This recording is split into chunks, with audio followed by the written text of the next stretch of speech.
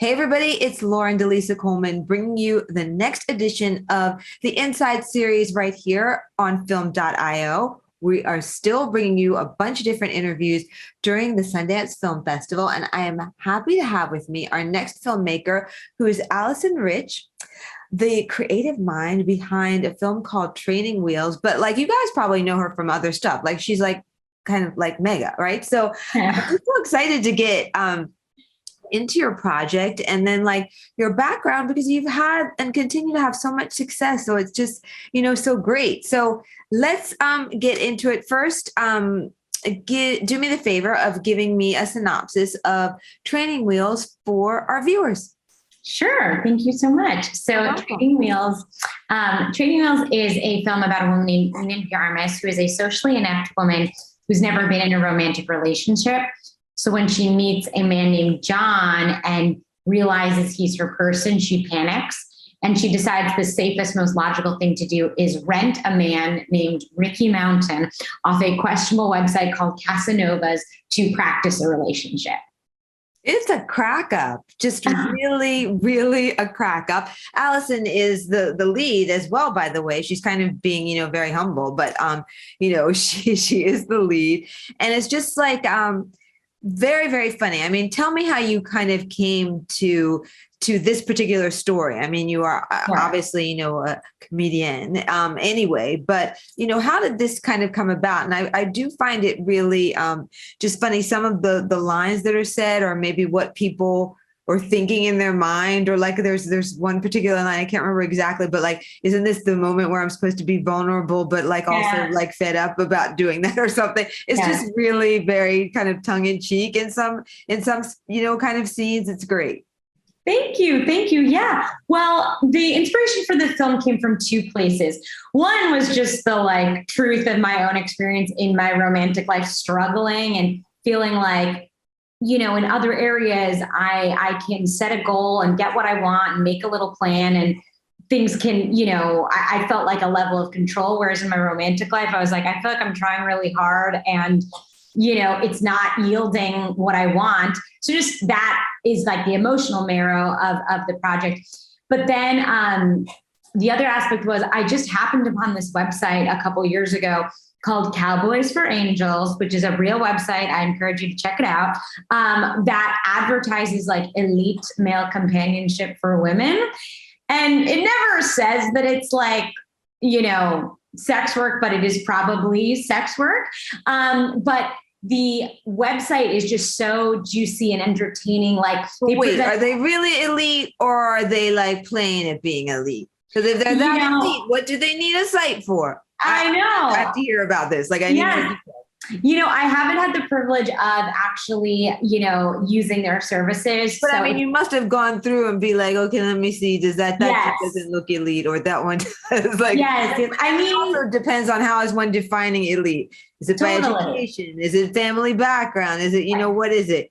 They only smoke cohibas. I mean, what is that? Yes. Everyone's definition is different. Right. I mean, they're all very like, all of these men look like they'd be on the cover of like a romance novel, like kind of ripped and all playing to these archetypes. Like there's like, the rugged outdoorsy guy. There's like the bad boy guy. There's the sophisticated, like take you out for dinner and dancing type. And I just thought it was like so fun and kind of more niche, because you don't really hear as much about like sex work or sort of like professional companionship from the woman's perspective. And I just thought it was a great way, a fun way to play with these like deeper truths, Wow, I love that. But let's talk a little bit about your background for maybe those who don't, know. And I did write it down because I wanted to make sure I didn't forget anything. I mean, you've appeared in everything from like the Goldbergs on the ABC to the other two on HBO Max. I also, just as, major fan of business, am very impressed that you've been able to sell and develop to both, Comedy Central and TBS. So this is not like, a kind of proof of concept type of scenario for you or anything like that. I mean, what aside from just like your own, I guess, maybe personal catharsis made you decide, to do this? Because you are, you're kind of killing it on both sides of the camera, right? So you can kind of do I would think whatever else you might be interested in right now or might be drawn to, no? Well, thank you. That's very kind. I, in the last couple of years have really been building out my directing work because my first love has always been acting. And so I started in this business as an actor, but then I was really drawn specifically to the comedy part of, film and television. And so many of the actors that I admired also wrote, like the Tina Feys or Christopher Guest, so I was like, well, I should also probably write. And then I started writing and finding the joy in that. But I found with writing that it was like, I didn't come to Hollywood to like sit in an office or, like it just felt a little like some of the excitement had been lost. So I was like, let me try directing. And that, was really fun for me because you're on set and you really feel like you are making something. So last couple of years, I made this concerted effort to get into directing. And that I'm pleased to find that I like really love it. But so I made this film and this film and a web series just to start getting those skills because directing is very hard to break into. No one starts from zero and then gets a fancy directing job. So I was like, I just have to kind of do it myself.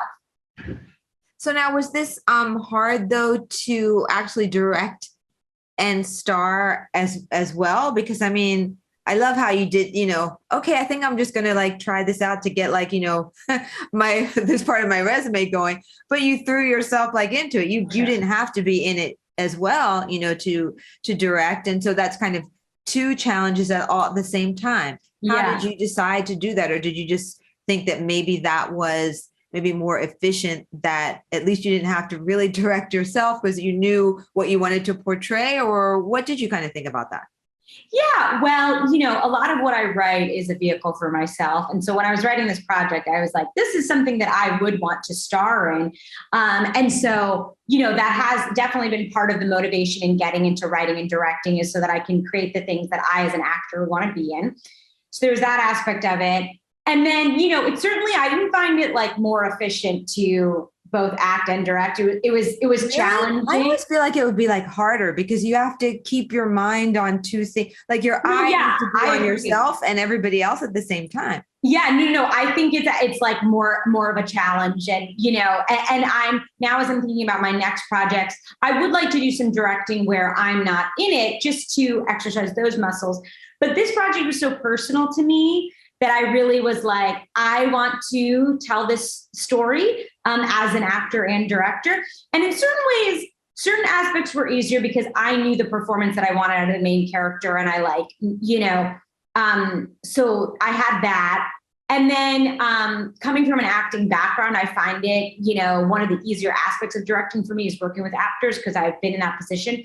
But the challenging part was certainly like, I didn't have the luxury of time to, after every take, go and look at it, And so you would just kind of have to hope. And like, I really trusted my DP and my AD. And I would just make a point of being like, let's get a lot of takes of different, varieties so that something in there needs to be, what I'm going for. How'd you pick your team, Alison? Was that hard for you? Was it somebody like you had already kind of kept in mind from like various projects or various, involvement levels in different projects and like kind of just, keep a note in the back of your head of different people? Or how did that kind of come about? Because like you said, those who you're entrusting, especially yourself to, if you're trying, to direct and star in it as well simultaneously, you've got to have a killer team and that one that you trust, but like you haven't really done that much before with them. So how can you have, kind of track record? So how did you kind of, I don't know, bridge that gap? Yeah, it was some trial and error and reaching out to people for recommendations. Really? Some of the people I had worked with before, like I have a producer on the film who also AD'd, and she had produced my previous short. So I knew what it was like to work with her, and we had sort of similar personalities, type A, communicative.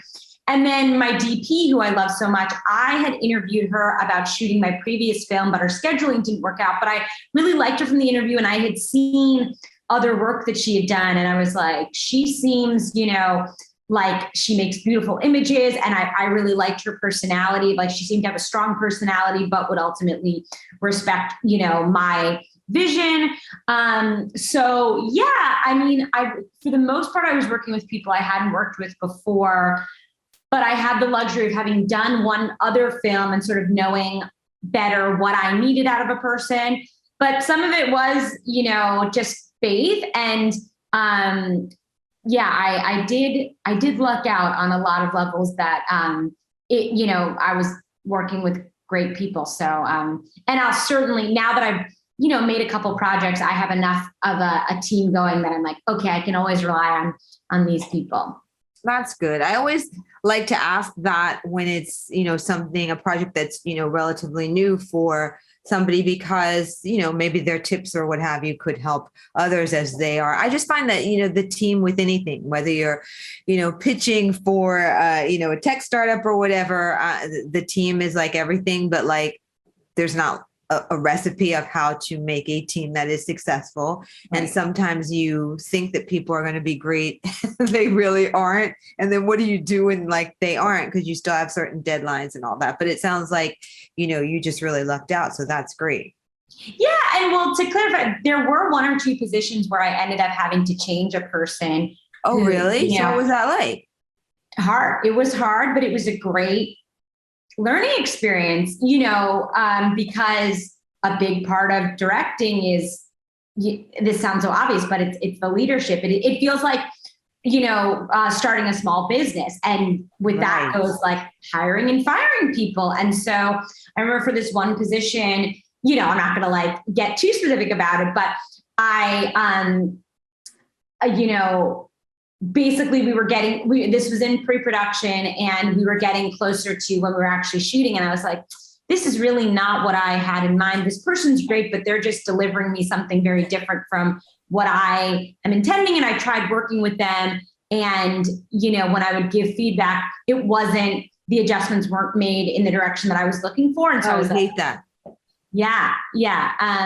But, and so I ended up parting ways with them, and they were very understanding. And I mean, creativity is subjective. And so like, it's no knock against the person. It's just, people have different tastes, but it was hard, Well, I don't know. I mean, I'm glad that you've put that out there, because I don't think maybe in all the filmmakers who I've spoken to since like last May, I don't think anybody has at least maybe not been forthcoming about like, I had to like kind of regroup in the middle, and this is how I would suggest you do it. Or it was this like, straw that broke that camel's back. And I felt like I could either continue to go this route, because I'm sure in your mind, it's like the two things, right? Like I could either take time and find somebody else and bring them up to speed, or deal with this scenario, which I don't like, but at least I know what I don't like. You know what I mean? How did you decide that you were just like, what, I'm going to just cut my losses? Like, yeah, it was a combination of things with the particular person. Like I noticed, sort of a month before that what they were giving me wasn't what I was looking for. So I reached out about, and kind of went through a couple of rounds of trying to give feedback and adjustments. And when things hadn't gotten better in doing that, I sort of was like, ooh, I tried to make it work with this person. It doesn't seem to be doing that. And I will say, I mean, there was a point where I was resigned to just be like, I guess this part of the project won't work the way that I want it to. And I was out to dinner with a girlfriend who's pretty confident and, strong. And I was honestly freaking out to her, being like, this isn't going to work. And she was like, this is LA. This is where people make film. I just felt like I didn't have enough time to make the change. And she was like, reach out to a couple other people, see what's out there. So I like put feelers out and found that, I could replace this person. And then I spoke to my reps about what was the nicest way to make this change. But yeah, it was a combo of trying to make it work, realizing I wasn't going to get what I wanted. And it really helped having this friend to be like, this is your baby. Like, don't, and I do, not to be political about it, but I do think there's a innate thing in women as people pleasers who want to be like, it's okay. When it's like, no, this is my baby.